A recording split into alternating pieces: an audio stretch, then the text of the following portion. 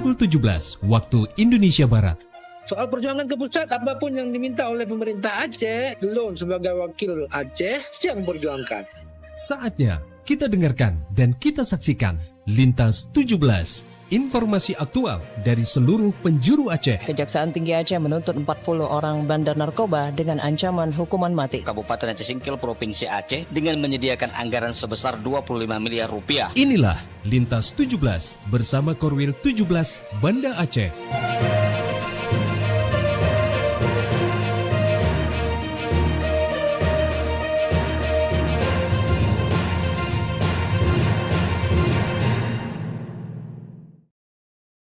Assalamualaikum warahmatullahi wabarakatuh. Dari Jalan Sultan Iskandar Muda 13 Banda Aceh, saya Arso bersama RRI Sekorwil Nusantara 17 Banda Aceh, Melabuh, Takengon, Sabang, dan Singkil mengantarkan Lintas 17. Siaran berita berjaringan menyajikan informasi aktual yang terjadi di berbagai penjuru Aceh. Edisi hari ini Minggu 19 Juli 2026.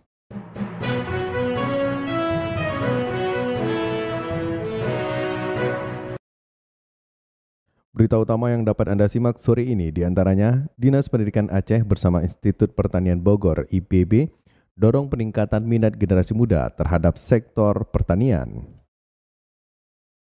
Konten kreator Jeremy Owen bersama WWF BKSDA dan Forum PECI gelar kegiatan penanaman 250.000 pohon di SRU Das Pesangan Kabupaten Bener Meriah.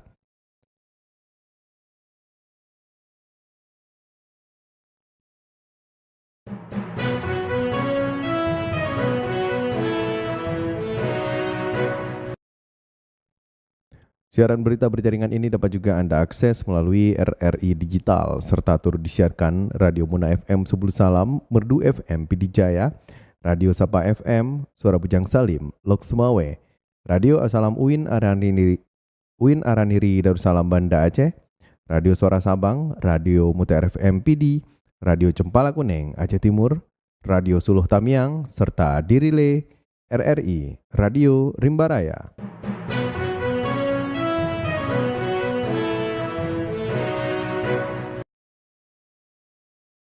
Baiklah saudara, berita pertama kami mulai dari Kutaraja, Banda Aceh.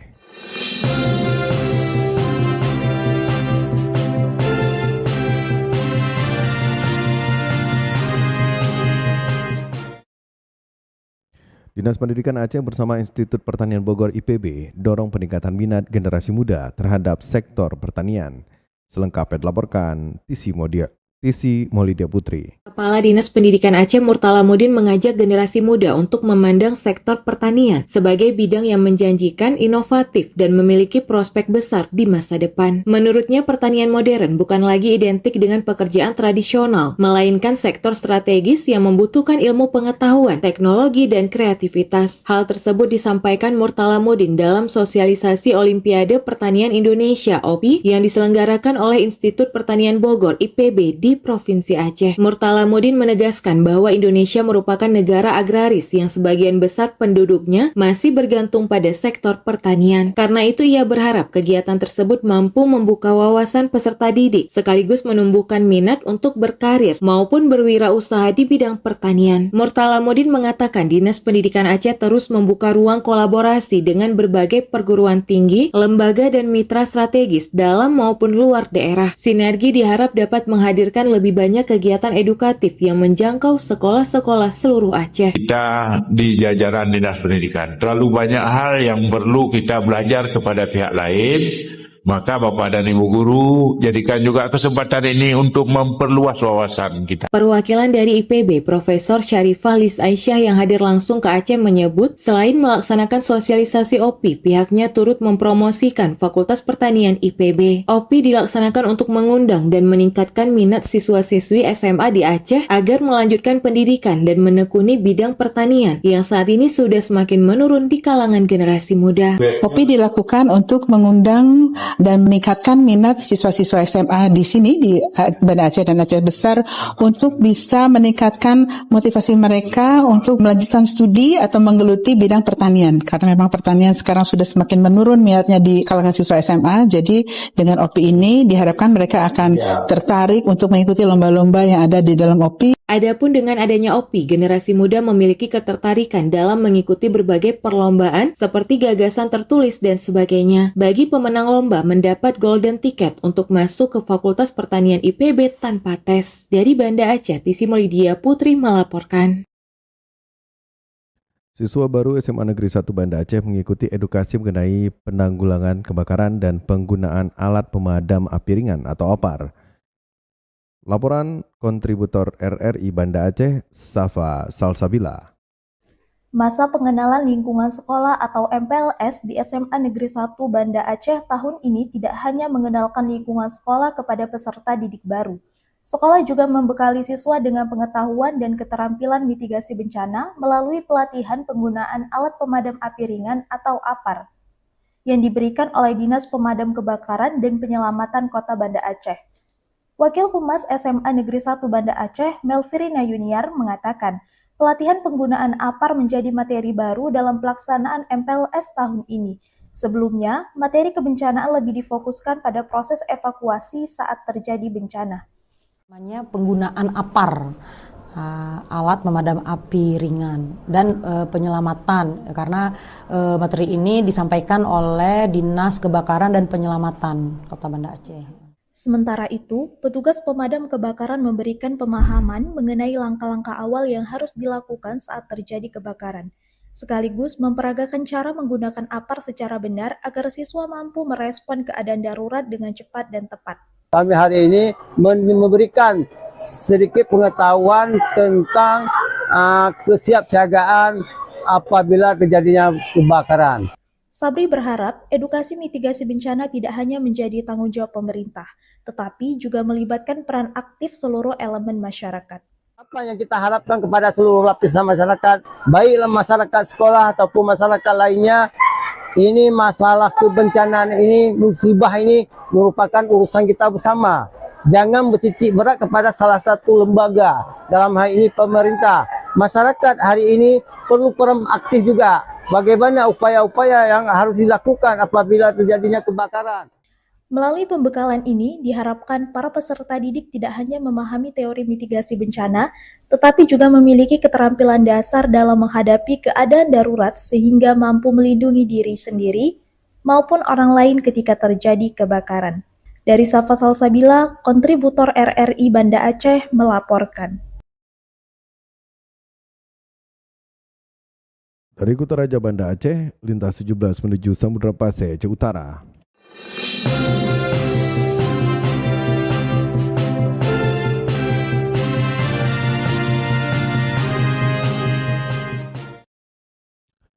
Ketua Majelis Adat Aceh MAA Kota Loksmawe menyatakan bahwa kehidupan adat saat ini semakin menjauh dari nilai aslinya. Berikut laporan Muhammad Sofianto. Eksistensi hukum adat dan warisan leluhur yang telah bertahan selama 400 tahun di Aceh kini menghadapi tantangan serius. Ketua Majelis Adat Aceh MAA Kota Loksmawe, Saifuddin Saleh, menyatakan bahwa kehidupan adat saat ini semakin menjauh dari nilai-nilai aslinya. Akibat masyarakat tidak lagi memandang adanya sebuah kewajiban yang harus ditaati. Menurut Saifuddin, salah satu pemicu utamanya adanya pandangan dalam sistem hukum yang lebih tinggi mengalahkan hukum yang lebih rendah. Dalam konteks ini, keberadaan hukum formal dan aparat penegak hukum negara seringkali mengesampingkan hukum adat yang hidup di tengah masyarakat. Masyarakat sekarang memandang pelaksanaan adat tidak perlu diangkat menjadi kewajiban. Karena apa? Dalam sistem hukum yang lebih tinggi mengalahkan hukum yang rendah. Nah, itu jadi persoalan. Sehingga anak-anak kalau kita tegur, mereka cukup saja menganggap ya pokoknya negara akan tidak mengapa-apain saya. Ketua MAA Loksmawe juga menyoroti regulasi yang ada khususnya terkait implementasi Kanun Nomor 9 Tahun 2008 tentang pembinaan kehidupan adat dan istiadat yang telah diperkuat melalui keputusan penuh pada tahun 2021. Menurutnya, aturan tersebut belum sepenuhnya menjadi pegangan yang diwajibkan bagi masyarakat maupun pemangku kepentingan di tingkat desa. Akibat ketidakpastian ini, instrumen pembentuk karakter anak mulai dari peran orang tua, lembaga pendidik di sekolah, hingga lembaga pengajian menjadi kebingungan dalam menentukan arah aktivitas dan batasan pergaulan remaja. Muhammad Sofyan melaporkan.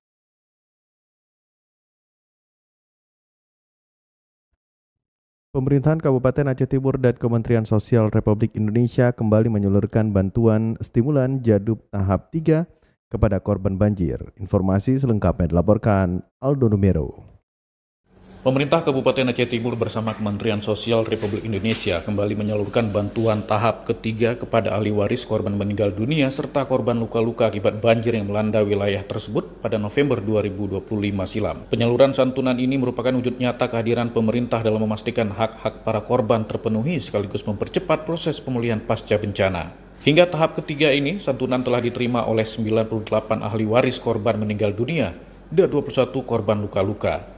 Masing-masing ahli waris memperoleh santunan sebesar 15 juta rupiah untuk yang meninggal, sementara korban luka berat menerima 10 juta dan korban luka ringan mencapai 5 juta rupiah bantuan per orang. Bupati Aceh Timur Iskandar Usman Al-Farlaki yang mengatakan pada tahap ketiga santunan disalurkan kepada 38 ahli waris korban meninggal dunia dan 19 korban luka-luka, setelah sebelumnya pada tahap pertama disalurkan pada 58 ahli waris korban meninggal dunia, serta pada tahap kedua pada 2 ahli waris korban meninggal dunia dan 2 korban luka-luka. Di Aceh Timur ini merupakan tahap ketiga proses penyalurannya. Untuk tahap ketiga itu yang meninggal berjumlah 38 orang, kemudian yang luka-luka berjumlah 19 orang. Tahap pertama itu yang paling banyak, yang meninggal adalah 58 orang. Kemudian tahap kedua 2 orang yang meninggal dan 2 orang yang luka-luka. Ya, semua proses penyaluran bantuan ini yang meninggal itu 15 juta rupiah per orang yang diterima oleh ahli waris, kemudian yang luka-luka itu 5 juta rupiah yang diterima langsung oleh yang bersangkutan. Selain santunan, pemerintah juga menyalurkan berbagai bantuan pemulihan lainnya seperti bantuan isi hunian, stimulan sosial ekonomi, jaminan hidup atau jadub, serta bantuan perabot rumah tangga bagi masyarakat terdampak. Pemerintah berharap seluruh bantuan tersebut mampu meringankan beban para korban sekaligus mempercepat pemulihan kehidupan sosial dan ekonomi masyarakat pasca banjir. Dari Aceh Timur, Aldo Numero melaporkan. Dari Samudra Pasir Aceh Utara, kita menuju Melabu.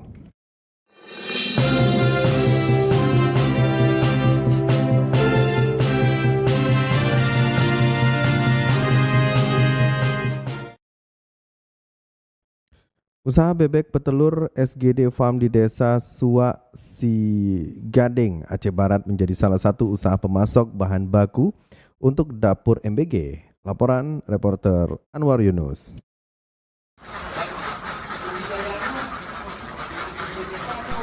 Pelaku usaha mikro kecil dan menengah UMKM bebek petelur di Desa Suak Sigading, Kecamatan Jan Palawan, Aceh Barat sukses dalam usaha budidaya bebek petelur. Selain produksi telur mentah, usaha SGD Farm ini juga memiliki industri hilir bernilai tambah. Pemilik usaha Suak Sigading atau SGD Farm, Akmal Fata ST, menyampaikan bahwa sejak berdiri usahanya telah memiliki banyak pekerja warga desa setempat. Mulai dari pekerja di kandang bebek, mengelola telur hingga usaha rumahan memproduksi makanan dan kuliner dari telur hijau bebek asin. Perkembangan daripada umpan ataupun pakan maka kita turunkan. Kalau kemarin pun kalau penjualannya kita ada macam-macam, ada KMBG ditampung juga kita produk dari SGD Farm. Karena kita mesti badan hukumnya jelas, semua jelas. Berarti telur yang kita hasilkan itu memenuhi standar. Saat ini usahanya semakin berkembang setelah mendapatkan pesanan telur asin dari Dapur Makan Bergizi Gratis atau MBG untuk wilayah Barat Selatan Aceh. Kebutuhan pasokan dapur MBG hingga mencapai 22.000 butir per bulannya. Namun usahanya itu bukan hanya terkonsentrasi pada MBG. Ada kebutuhan usaha UMKM bergerak di sektor kuliner dan juga bahan produksi makanan ringan yang harus dipenuhi. Akmal Fata menjelaskan bahwa bibit unggul unggas dari Brebes jenis Mojosari, Alabio, dan Ratu. Bebek petelur ini standar 2 tahun untuk produktivitasnya. Ia pun menargetkan dari unit usahanya itu ke depan mampu berproduksi 1.600 butir per hari, mengingat permintaan pasar yang cukup tinggi. Dari infrastruktur yang ada saat ini sebenarnya sudah bisa berproduksi 1.600 butir, namun banyak hal yang masih dibutuhkan, termasuk idealnya proses budidaya unggas pada lahan yang terbatas. Reporter RRI Melabuhan Norinus melaporkan. BUMG Cot Darat bekerja sama dengan pesantren Raudatul Jannah, Kecamatan Samatiga, Aceh Barat, kembangkan budidaya buah pepaya madu untuk meningkatkan ekonomi masyarakat. Informasi selengkapnya disampaikan Irham Syah. Badan Usaha Milik Gampung BUMD Cot Darat, Kecamatan Samat 3 Kabupaten Aceh Barat berhasil mengembangkan budidaya pepaya madu melalui kerjasama dengan pesantren Raudatul Jannah. Program yang memanfaatkan lahan wakaf seluas 2 hektar tersebut kini mampu menghasilkan hingga 1 ton pepaya setiap kali panen. Budidaya pepaya madu yang dibina pemerintah Gampung Cot Darat bersama pengurus BUMG dan tokoh masyarakat itu menjadi salah satu upaya meningkatkan produktivitas lahan sekaligus mendukung perekonomian desa dan pesantren. Kecik Cot Darat Zulkarnaini mengatakan budidaya pepaya madu dilakukan di 2 lokasi dengan luas total sekitar 2 hektar. Saat ini terdapat sekitar 2.000 pohon pepaya yang dipanen secara bertahap setiap 7 hingga 10 hari. Sejak dari penanaman di pertengahan tahun 2025 ini sudah sampai dengan pertengahan akhir tahun 2026. Jadi sudah dari penanaman sampai saat ini sudah masa menikmati hasil atau sudah buahnya dapat dipetik. Kemudian pertamanya itu buahnya berbuah bisa diambil untuk dipetik yaitu di bulan Mei tahun 2026. Menurutnya pemasaran hasil panen dilakukan melalui media sosial dan berbagai platform digital sehingga mampu menjangkau konsumen lebih luas. Selain masyarakat di Kecamatan Samatiga, pembeli juga datang dari Melabuh dan para pengepul yang memasok kebutuhan pasar buah di wilayah Aceh Barat. Ia menjelaskan pepaya madu yang dibudidayakan merupakan varies California yang relatif mudah dalam perawatan dan memiliki permintaan pasar yang cukup tinggi. Sementara itu pimpinan pesantren Raudatul Jannah Walid Miswar mengatakan pemanfaatan lahan wakaf untuk budidaya pepaya dilakukan sebagai langkah produktif sebelum kawasan tersebut dibangun menjadi kompleks pesantren. Motivasi kita yang pertama sekali ini kan tanah yang begitu luas yang diwakaf oleh warga untuk pondok pesantren. Sebelum kita melakukan pembangunan di pondok pesantren ini supaya tanah wakaf ini supaya berproduktif, kita berkolaborasi dengan desa untuk menanam pepaya ini dan hasilnya pun bisa bermanfaat untuk pesantren tersebut. Menurut Walid Miswar, kerjasama tersebut menjadi contoh sinergi antara lembaga keagamaan dan pemerintah Gampung dalam mengoptimalkan aset wakaf agar memberikan nilai tambah bagi masyarakat. Saat ini permintaan pepaya madu di Aceh Barat, Nagan Raya hingga Aceh Jaya terus meningkat. Kondisi tersebut membuka peluang bagi BUMG Cot Darat dan pesantren Raudatul Jannah untuk terus mengembangkan budidaya pepaya sebagai salah satu komoditas pertanian yang bernilai ekonomi tinggi di wilayah tersebut. Reporter RRI Melabuh Ilham Syah melaporkan. Anda sedang mendengarkan Lintas 17 dari Korwil 17 Banda Aceh.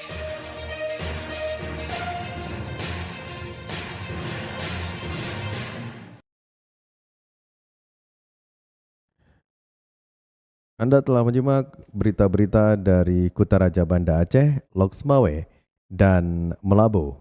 Saatnya kami ajak Anda menuju dataran tinggi Tanah Gayo.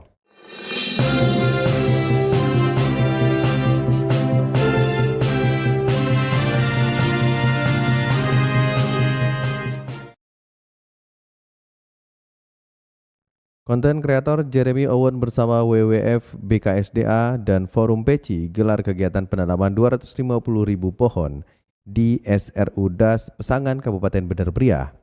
Berikut laporan Alfi Sahrin. WWF bekerjasama dengan BKSDA dan Forum Pesangan Elephant Conservation Initiative atau PECI gelar kegiatan Winanam di CRU Das Pesangan Kabupaten Bener Meriah. Direktur Inovasi Strategis untuk Konservasi Indonesia Robi Royana menyebut kegiatan itu merupakan inisiatif konten kreator Jeremy Owen dengan WWF dalam kerangka program PECI yang menitik sinergikan agroforestry. Namun pasca bencana timpalnya, pola bertambah menjadi restorasi lahan atau pemulihan lingkungan yang rusak akibat bencana. Titik sinerginya ada di agroforestry. Jadi agroforestry di kita ini awalnya ada 2 pola. Satu, pola agroforestry tahan gajah yang akan berfungsi sebagai natural barrier. Jelajah gajah antara core habitat di konsesi THL dengan area yang dikelola intensif oleh masyarakat. Yang pola yang kedua adalah agroforestry untuk andalan ekonomi masyarakat. Komoditas utamanya di sini adalah kopi ya Pak. Robi menambahkan, Peci sendiri memiliki fokus program menjadikan konsesi THL menjadi core habitat gajah agar hewan bertubuh besar tersebut lebih lama bertahan di lokasi itu dengan membangun feeding area bagi gajah. 250.000 dari beberapa jenis pohon ditanam pada 12 desa yang tersebar di Kabupaten Aceh Tengah, Bener Meriah, dan Biren. Alfi Sahrin, RRI Takengon, melaporkan. Dinkes Bener Meriah gelar cek kesehatan gratis bagi petugas dan warga binaan Rutan Kelas 2B. Selengkapnya disampaikan Bambang Saputra. Dinas Kesehatan Kabupaten Bener Meriah melalui Bidang Kesehatan Masyarakat dan Bidang Pencegahan Pengendalian Penyakit bekerjasama dengan tim medis Puskesmas Panti Raya menggelar kegiatan cek kesehatan gratis CKG serta pemeriksaan penyakit menular bagi seluruh petugas dan warga binaan rumah tahanan Rutan Kelas 2B Bener Meriah. Kegiatan tersebut dibuka oleh pelaksana tugas PLT Kepala Dinas Kesehatan Kabupaten Bener Meriah yang diwakili Kepala Bidang Kesmas Haja. Dalam sambutannya, Haja menegaskan bahwa pemeriksaan kesehatan secara berkala merupakan langkah preventif yang penting untuk mendeteksi kondisi kesehatan sejak dini sekaligus mencegah penyebaran penyakit menular di lingkungan rutan. Pelaksanaan kegiatan ini merupakan tindak lanjut atas surat Direktorat Jenderal Pemasyarakatan Kementerian Imigrasi dan Pemasyarakatan Republik Indonesia tentang pelaksanaan cek kesehatan gratis dengan ronsen dada serta optimalisasi sistem database pemasyarakatan melalui fitur Watkes Rehab dalam upaya penanggulangan penyakit menular. Kegiatan ini bertujuan mendeteksi secara dini kondisi kesehatan petugas dan warga binaan. Dengan deteksi dini, potensi penyebaran penyakit menular dapat diantisipasi lebih cepat sehingga penanganan dapat dilakukan secara tepat dan efektif. Melalui sinergi antara Dinas Kesehatan, Puskesmas, dan pihak rutan diharapkan derajat kesehatan petugas maupun warga binaan tetap terjaga selama menjalani aktivitas dan masa pembinaan. Selain itu, kegiatan ini juga menjadi bagian dari upaya menciptakan lingkungan rutan yang sehat, aman, dan terbatas dari risiko penyebaran penyakit menular. Bambang Syahputra, RRI Takengon, melaporkan. Kenapa pulang? Dari dataran tinggi Tanah Gayo, kami ajak Anda menuju 0 km Indonesia, Kota Sabang.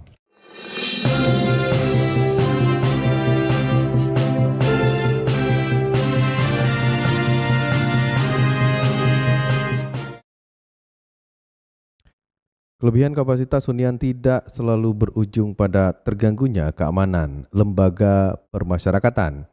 Kondisi itu tergambar di rumah tahanan negara kelas 2B Sabang yang tetap kondusif meski dihuni 61 warga binaan ataupun lebih 20 orang di atas kapasitas ideal. Selengkapnya disampaikan Irza Maulana.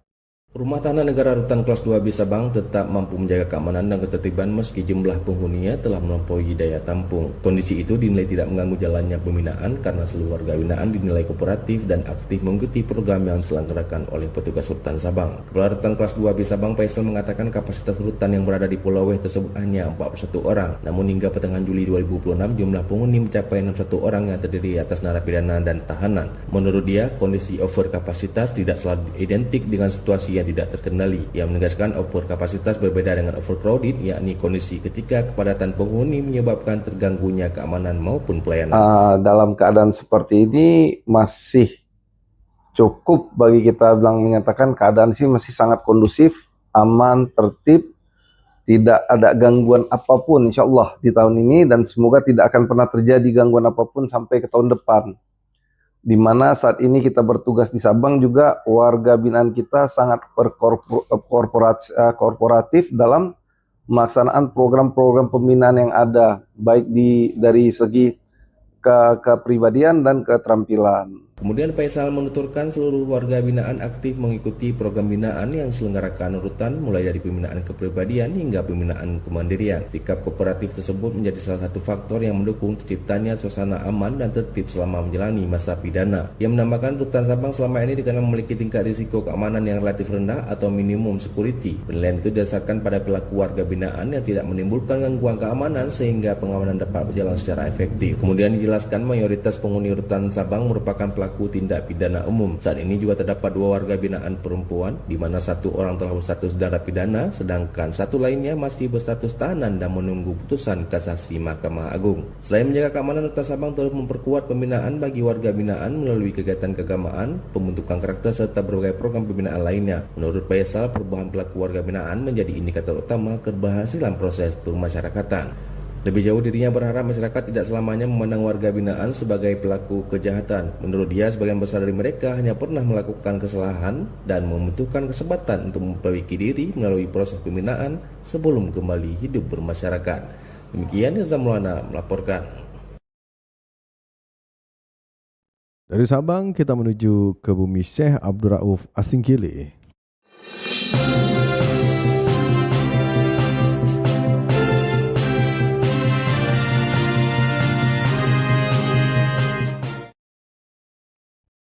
Anggota DPD RI Haji Umar melakukan kunjungan kerja ke Subul Salam dan soroti polemik ketransmigrasian mulai dari pendampingan hingga konflik lahan. Selengkapnya dilaporkan Juprianto.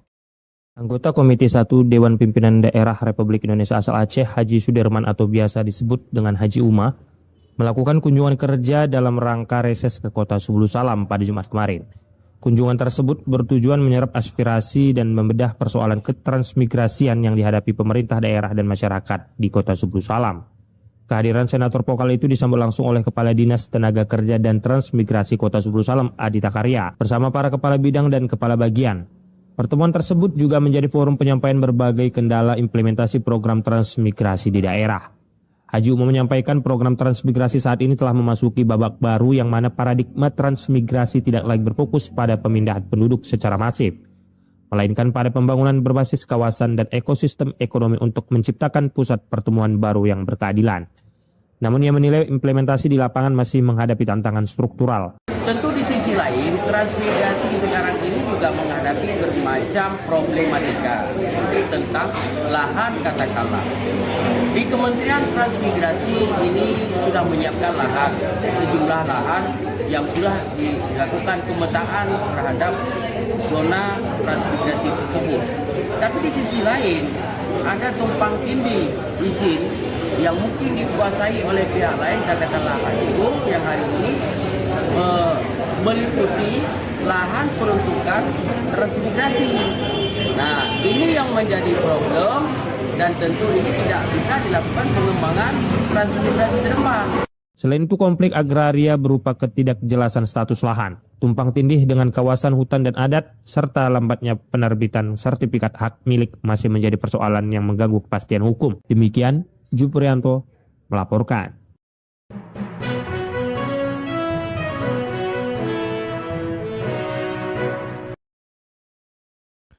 Dengan berakhirnya laporan tadi, berakhir sudah Lintas 17 sore ini. Berita utama dari RRI Soleh Batas Selasar, Korwil 17 Banda Aceh. Atas perhatian Anda kami ucapkan terima kasih. Wassalamualaikum warahmatullahi wabarakatuh. Sekali di udara, tetap di udara. Demikian Lintas 17 sore ini. Produksi Korwil 17 Banda Aceh.